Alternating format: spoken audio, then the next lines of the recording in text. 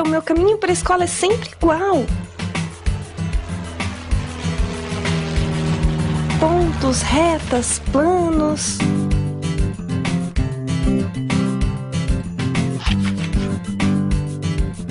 Formas e reformas. Comprimentos e medidas. Toda decisão que faço depende de variáveis que definem inúmeras possibilidades em minha vida.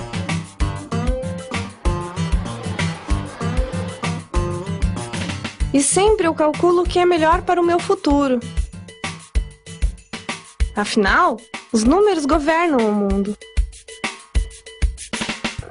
Ao longo da história, a humanidade inventou a matemática, uma linguagem que é construída por símbolos e elementos próprios. Ela oferece um conjunto único de ferramentas que nos ajudam a compreender e a mudar o mundo. Há professores que ensinam essa disciplina de modo tão surpreendente que muitos alunos se apaixonam pela matemática. O professor Júlio César de Mello e Souza, mais conhecido como Malba-Tahan, agia exatamente assim, apaixonava as pessoas. Malba-Tahan escrevia grandes aventuras para serem vividas pelos seus personagens.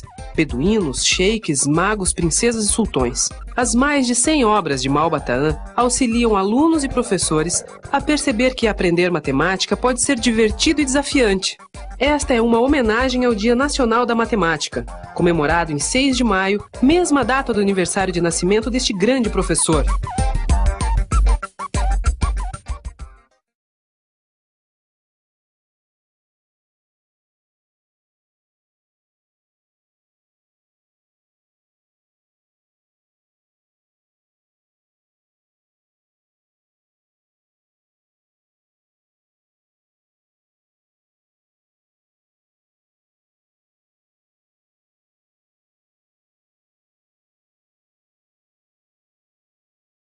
A televisão, o computador, o celular, o satélite, o videogame. Por trás de grandes invenções da humanidade existe uma coisa em comum: a matemática. A Obimap 2015 está começando. Professores, inscrevam suas escolas em obimap.org.br. Alunos, participem! A matemática pode mudar o seu mundo e o mundo de todo mundo. Ministério da Educação, Governo Federal.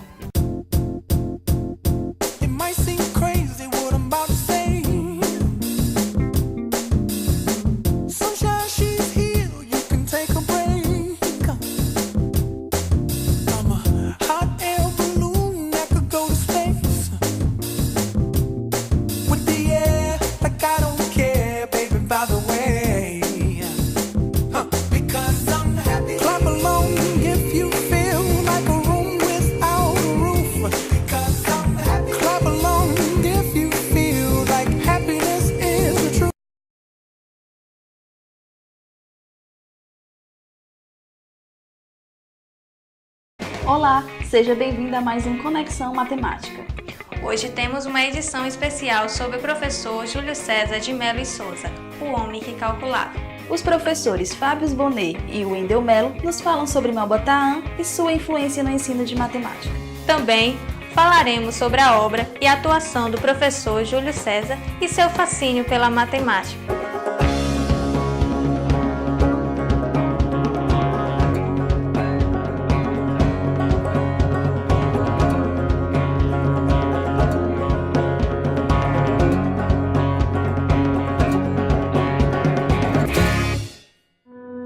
Professores mais aclamados na história do ensino de matemática no Brasil.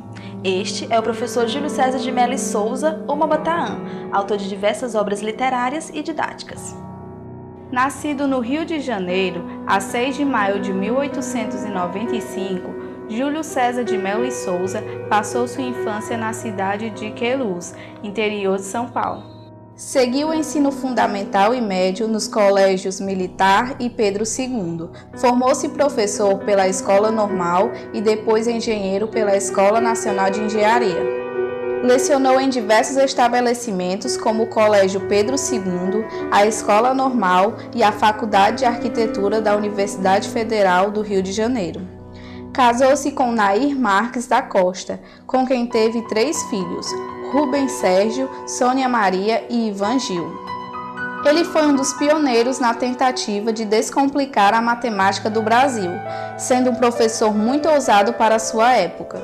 Sempre iniciava suas aulas com enigmas matemáticos e ia muito além do ensino teórico e expositivo.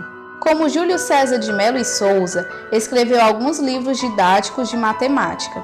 Já como Malba Tahan, publicou inúmeras obras, entre as quais se destaca O Homem que Calculava. Durante muitos anos, o público acreditou que Júlio César e Malba Tahan fossem duas pessoas diferentes. Júlio César faleceu em Recife no dia 18 de junho de 1974, vítima de um ataque cardíaco. Suiane Virginia esteve com o professor Fábio Bonet, profundo conhecedor da obra de Júlio César de Mello e Souza e grande admirador de Malba Tahan. Olá, estou ao lado do professor Fábio Bonet, que nos contará um pouco mais sobre o professor Júlio César de Mello e Souza. Olá, professor Bonet. Quem era o Júlio César de Mello e Souza? Esse foi um grande professor de matemática do Colégio Pedro II do Rio de Janeiro, que com certeza foi um ícone para muitos professores, notadamente da década de 60 e 70. Júlio César de Mello e Souza, na verdade, tinha o pseudônimo que ele próprio imaginou de Malba Tahan, sobre o qual ele foi muito conhecido. Agora vamos falar do Júlio César enquanto escritor. Quantos livros ele produziu? Do que sei, ele produziu 113 livros. E que ainda na década de 80 eu tive a felicidade de adquirir 13. Mas ele escreveu livros em outras áreas, de romance, como O Céu de Alá, um outro que foi conhecido como uma frase do Pitágoras, parece associada a Pitágoras, que chama-se Os Números Governam o Mundo. Então ele reuniu uma coletânea, seus livros foram muito na área da matemática de coletâneas. O que ele queria transmitir com seus livros? Desmistificar esse paradigma que essa coisa, que a matemática tão complicada para a maioria das pessoas. Então ele encantava as pessoas através do livro. Penso eu que se formos olhar livros como As Maravilhas da Matemática, Matemática Divertida e Delirante, Recriações da Matemática, penso que se vai ver que o que ele quer dizer mesmo é que existe um lado belo da matemática e que o aluno pode se encantar através deste lado e só posteriormente é que a matemática vai passando meio que de conta-gota. Muito obrigada pela entrevista. A contribuição do professor Júlio César é tão importante que inspirou a criação de uma data para celebrar a matemática. Em 2004, a deputada e professora Raquel Teixeira propôs a instituição do Dia Nacional da Matemática, através do projeto de lei número 3.482. A data sugerida, 6 de maio, é uma homenagem ao nascimento do professor Júlio César de Mello e Souza. O projeto de lei foi aprovado por unanimidade pela Comissão de Educação e Cultura e encontra-se desde 2008 na Comissão de Constituição e Justiça para homologação final. Apesar da demora na oficialização, há 9 anos escolas e universidades já vêm celebrando esta data. Malba Tahan não foi o único codinome usado pelo professor Júlio César. Ele acreditava no charme de um nome fictício para melhor aceitação dos seus trabalhos. Júlio César de Mello e Souza teve 3 pseudônimos ao longo de sua vida. Aos 12 anos, escrevia e publicava uma revistinha feita à mão, com reportagens, histórias ilustradas e adivinhações. A revista R, na qual assinava como editor Salomão IV, seu primeiro pseudônimo. Em 1920, Júlio César adotou o nome falso de R.S. Slade para fingir que era um escritor americano e conseguir publicar num jornal. O professor Júlio César achou que um escritor brasileiro não faria sucesso assinando contos orientais. Assim, mais tarde, resolveu criar o personagem Malba Tahan, pois adorava escrever histórias árabes. O nome Tahan, que significa moleiro, foi tirado do sobrenome de uma de suas alunas. Já Malba é o nome de um oásis. Esse codinome o tornou tão famoso que o presidente Getúlio Vargas autorizou o nome Malba Tahan na sua cédula de identidade. Com mais de 100 obras, o professor Júlio César adorava narrar aventuras misteriosas, onde a matemática era a principal ferramenta para a solução de problemas. Júlio César escreveu 69 livros de contos e 51 de matemática. Suas histórias tinham muitos personagens e eram sobre aventuras misteriosas, com beduínos, sheiks, vizires, magos, princesas e sultões. Seu livro mais famoso, O Homem que Calculava, vendeu mais de 2 milhões de exemplares e foi traduzido para o alemão, inglês, italiano, espanhol e francês. As Aventuras de Beremis, um árabe que gostava de resolver problemas da vida com soluções matemáticas, é o assunto da obra. Embora os livros de Malba tenham sido criticados por tratarem seus assuntos de forma superficial, por conterem alguns erros de concepção e por serem em grande parte meras compilações e coletâneas de citações, é fato que alguns desses livros tiveram grande aceitação, o que significa que havia no país um numeroso público, na maioria jovem, ávido por conhecer melhor a matemática, sua história e seu desenvolvimento.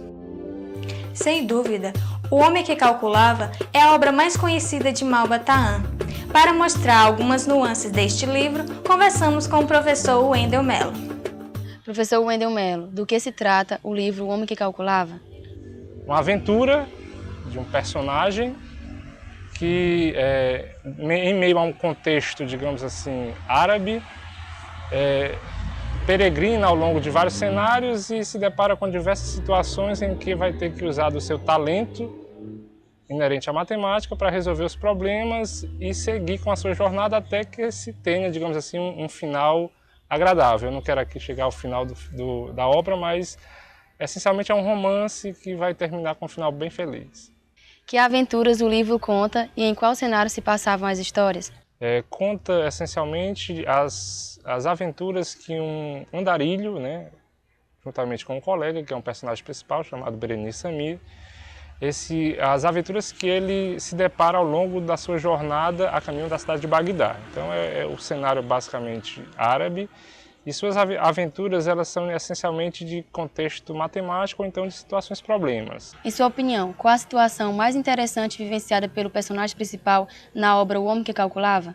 São muitas as situações em que o Berenice tem que usar dos seus talentos matemáticos para superar situações problemas, mas eu penso que a mais conhecida, a mais famosa até no cenário nacional é a que ele se depara com a divisão de uma herança de 35 camelos com 3 filhos, né? Na sua peregrinação ele se depara com 3 pessoas que estão discutindo a divisão de 35 camelos dentro de uma determinada fração concedida pelo testamento, que seria a metade para o mais velho, a terça parte para o do meio e 1/9 para o mais novo. Essa divisão não consegue se suceder dessa forma porque 35 não dá para dividir conforme essas frações, né? Sabiamente, o nosso homem que calculava cede o seu camelo, somando-se a esses 35 uma soma de mais um camelo, chegando a 36, podendo assim fazer a partilha de 36 na metade, na terça parte, na 9ª parte, agradando aos irmãos, né, da herança, e ao final a surpresa é que há uma sobra de 2 camelos.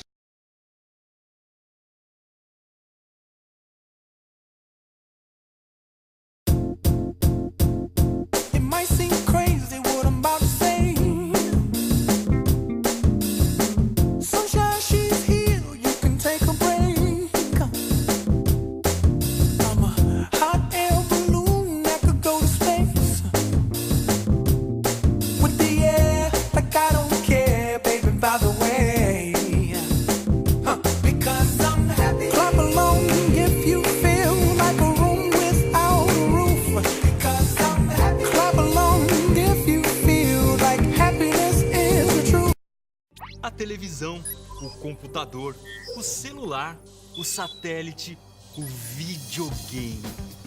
Por trás de grandes invenções da humanidade existe uma coisa em comum: a matemática. A Obimap 2015 está começando.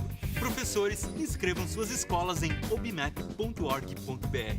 Alunos, participem! A matemática pode mudar o seu mundo e o mundo de todo mundo. Ministério da Educação, Governo Federal.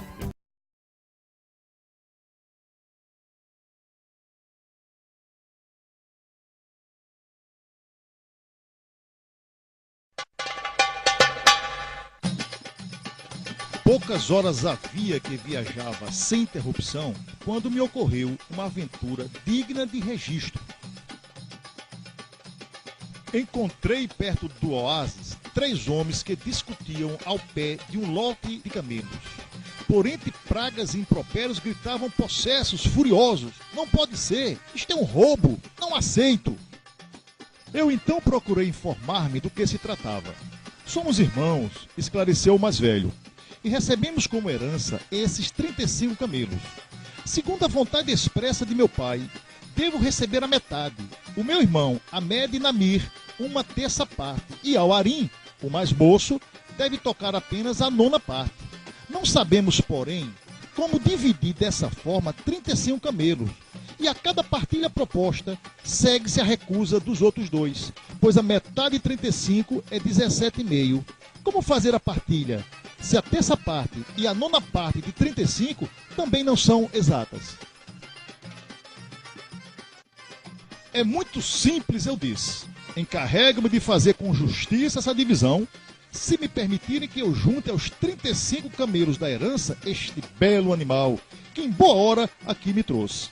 Vou, meus amigos, fazer a divisão justa e exata dos camelos, que são agora, como veem, em número de 36. Dirigi-me ao mais velho dos irmãos e assim falei. Deverias receber, meu amigo, a metade de 35, isto é, 17,5. Receberás a metade de 36 e, portanto, 18. Nada tens a reclamar, pois é claro que saíste lucrando com esta divisão. E dirigindo-se ao segundo herdeiro, continuou. E tu, Ahmed Namir, deverias receber 1/3 de 35, isto é, 11 e pouco. Vais receber 1/3 de 36, isto é, 12. Não poderás protestar, pois tu também saíste com visível lucro na transação. E disse por fim ao mais novo, e tu, jovem Arim Namir, segundo a vontade de teu pai, deverias receber uma 9ª parte de 35, isto é, 3 e tanto. Vais receber uma 9ª parte de 36, isto é, 4. O teu lucro foi igualmente notável, só tens a agradecer-me pelo resultado. E concluiu com a maior segurança e serenidade. Pela vantajosa divisão feita entre os irmãos Namir, partilha em que todos 3 saíram lucrando, couberam 18 camelos ao primeiro, 12 ao segundo e 4 ao terceiro, o que dá um resultado de, ou seja, 34 camelos. Dos 36 camelos, sobraram, portanto, 2. Um pertencente a mim, como todos sabem, o outro toca por direito a mim por ter resolvido a contento de todos o complicado problema da herança.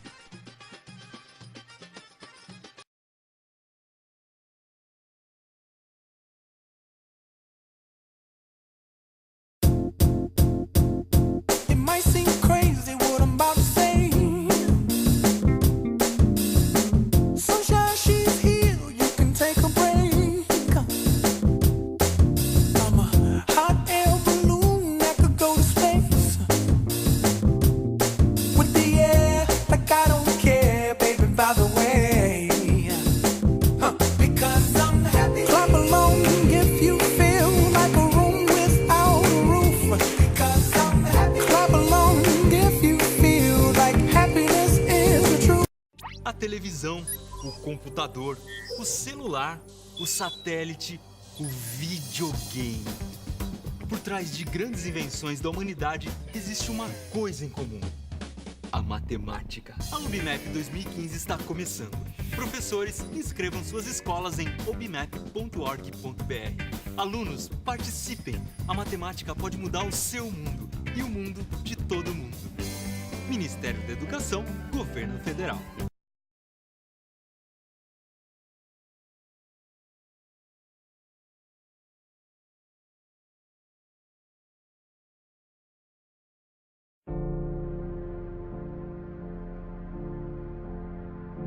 Estágio 1 apresenta o capítulo 33, no qual o poderoso califa ofereceu ouro e palácios ao jovem matemático, que recusa, dizendo: estou profundamente emocionado, mas não ambiciono riquezas títulos e homenagens. Desejo apenas casar-me com a jovem Telacim. O inesperado pedido, formulado pelo calculista, causou extraordinário assombro. Silêncio. Estaria o moço alucinado? Por que despreza a riqueza? Rejeita a glória? Para casar-se com a jovem que ele nunca viu. O califa franziu a testa. Ficou muito sério. E após alguns minutos, voltou-se para Beremiz e falou: Não farei, ó modesto calculista, oposição alguma a teu romance. Imponho, entretanto, uma condição. Um curioso problema inventado por um dervix do Cairo. Digo também, ninguém nunca conseguiu solucioná-lo. Se resolveres esse problema, casarás com Telacim. Caso contrário, terás de desistir para sempre dessa fantasia e de mim nada mais receberás. Serve-te a proposta? Desejo apenas conhecer os termos do aludido problema, a fim de poder solucioná-lo com os prodigiosos recursos do cálculo e da análise. O problema, na sua expressão mais simples, é o seguinte: tenho 5 lindas escravas. 3 delas têm olhos azuis e nunca falam a verdade. As outras 2 têm olhos negros e só dizem a verdade. As escravas estão com os rostos cobertos por véus. Terás que determinar a cor dos olhos de cada uma.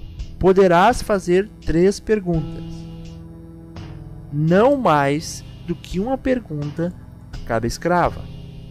Para facilitar as referências, chamarei as 5 escravas de A, B, C, D e E. Estas são as regras que deve obedecer. Quando se sentir preparado, poderás fazer a primeira pergunta.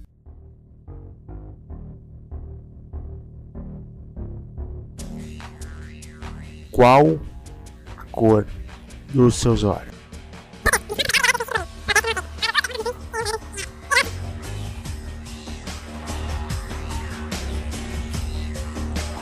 Protesto.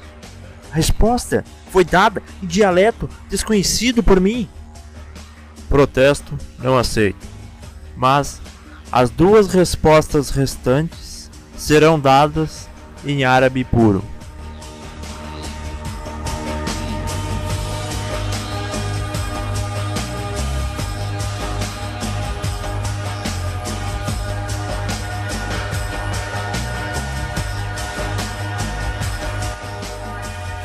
Qual foi a resposta que A acabou de proferir?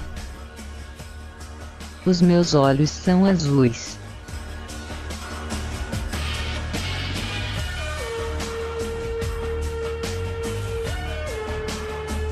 Quais as cores dos olhos de A e B?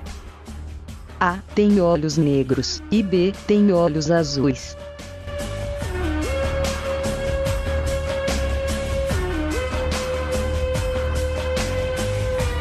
O problema proposto está inteiramente resolvido, e a sua solução pode ser anunciada com absoluto rigor matemático.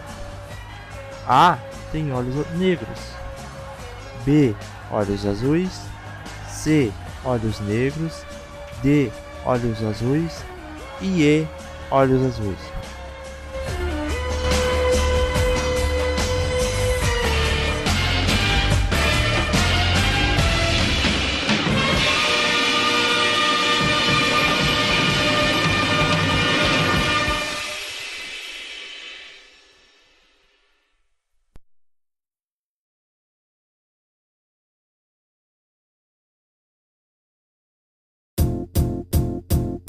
It might seem crazy what I'm about to say.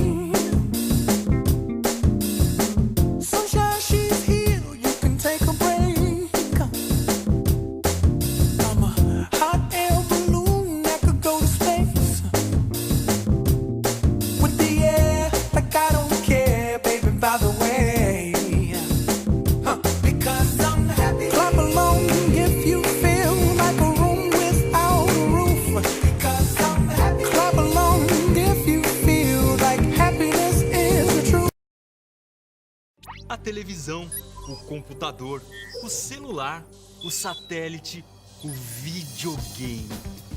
Por trás de grandes invenções da humanidade existe uma coisa em comum: a matemática. A Obimap 2015 está começando.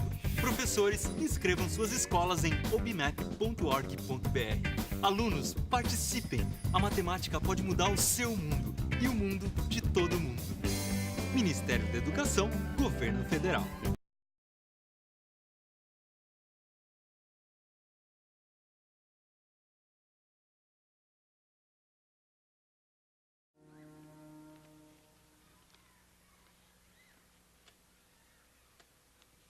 Há quanto tempo você faz contas?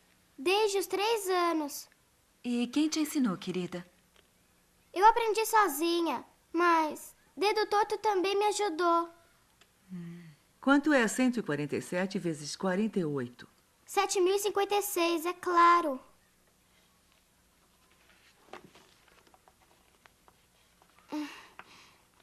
A raiz quadrada é 84. O cubo é 49.787.136.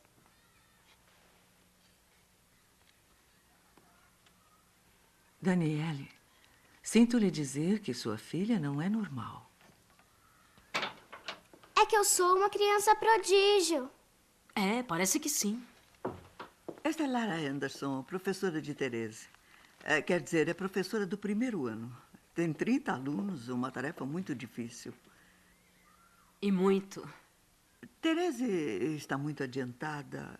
Isto causa problemas, pois requer muito mais atenção. Eu sugiro que eu, vocês e talvez os outros nos responsabilizemos em dar a ela uma atenção extra, além das aulas normais. Eu vou tentar me adaptar às necessidades dela.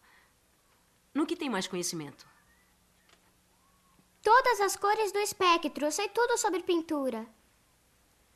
É boa na carpintaria. Dedo Torto irá ajudar. Ele entende de tudo. Filosofia, poesia, religião. Lógica, ciências exatas. Bem, então eu sugiro 2 ou 3 horas extras ao dia. Está bem assim?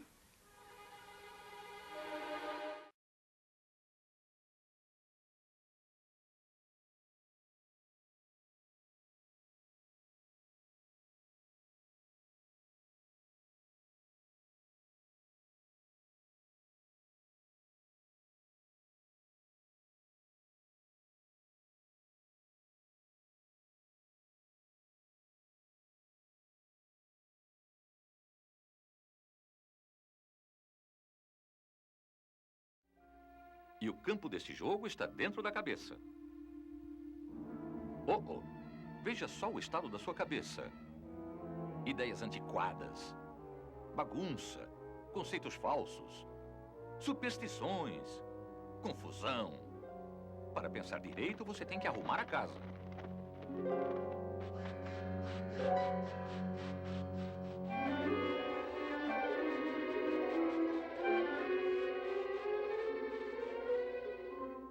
Pronto, agora sim.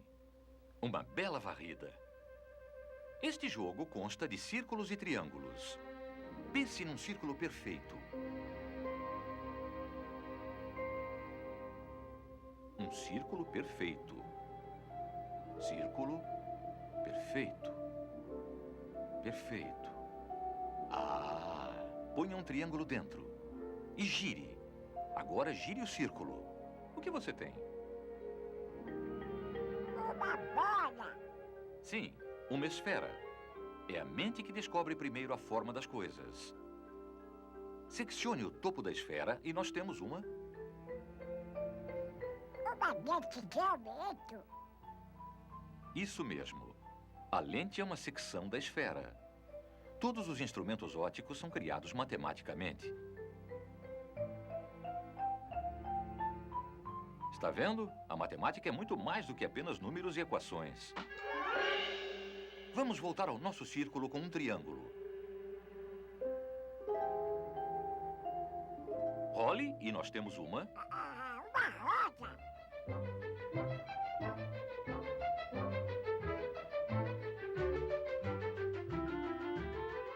O círculo tem sido a base de várias invenções importantes.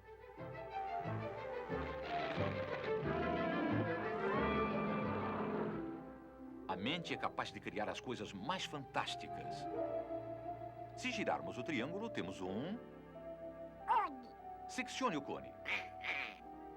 O cone está repleto de formas matemáticas úteis. Seccione novamente. Seccione diversas vezes.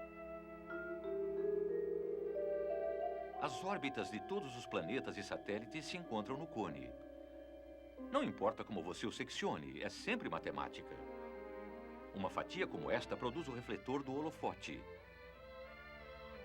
Uma fatia como esta, o espelho de um telescópio gigante. Com uma linha no cone, temos uma broca. E uma mola.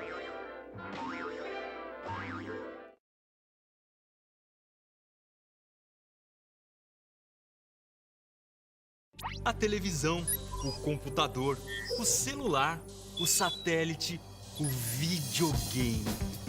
Por trás de grandes invenções da humanidade existe uma coisa em comum: a matemática. A Obimap 2015 está começando. Professores, inscrevam suas escolas em obimap.org.br.